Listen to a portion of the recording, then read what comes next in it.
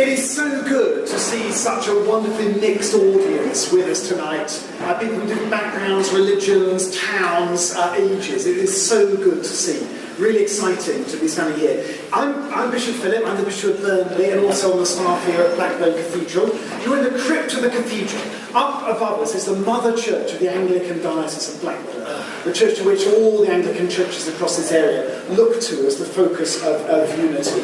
And it's a cathedral that has quite a long past of working for interfaith dialogue, seeking across the town, the diocese, to bring people from different faiths together in honest friendship and honest dialogue. And so it's so good to be holding this event tonight. An enormous thanks to Ali Amla, who's done so much work in pulling it together. It's great to welcome behind me here Dave Andrews, the author of the provocatively titled book, The Jihad of Jesus, and Julie Siddiqui, with whom he'll be in conversation very soon. Good also to welcome Katrina Robertson from the Christian Muslim Forum and Imam Salim Sabat from Blackburn College, all of whom will be a part of the event tonight. It's so good to have you here. Ideal timing, of course. We've just seen today in the south of France an attack on Trèbes, a supermarket, by a man claiming inspiration from Islam. And it's been all too easy for various irresponsible people, particularly populist politicians, to extrapolate from that kind of attack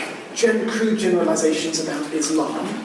And of course, that is not just a Muslim problem. It's very interesting that the Prevent strategy, a great deal of their time, is dealing with extreme right-wing potential terrorist events, with people actually claiming inspiration from Christianity and claiming they're a Christian country. Those who think so-called Islamic radicalism is probably unique to Islam are wrong about that. Religion is so often used to justify violence. And it's no good to say it's not our problem. We need a counter-narrative. And I hope that tonight will help us to provide us with that kind of counter-narrative. It's also great to be holding this event tonight in Blackburn.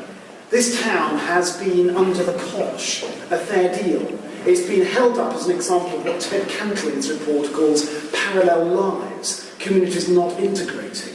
Louise Casey, in her own report, has repeated that kind of narrative. Just recently, there was a very irresponsible Panorama programme, ill-researched and irresponsible, which showed a very, very one-sided view of the town, continuing that kind of narrative. And yes, of course, we know that in these East Lancashire towns we love so much, we know there's issues, that we need greater integration between communities, but of course, that kind of narrative that we saw in Panorama is so much just a small part of the story. When I think what I've done in the last 2 weeks, I've been to a madrasa at the Abu Hanifa Foundation, I've been to visit my mosque day, there's been an excellent lecture on interfaith dialogue by Jim Walters from LSE, and now we're here tonight. That's just 2 weeks, and I'm a bishop who works across the whole of Lancashire. There's a huge amount going on in which people are entering into honest dialogue with one another. But again, we need a clear narrative. What I don't see in Panorama and Casey and Cantwell is answers to the questions about what it actually means to be a harmonious, peaceful community.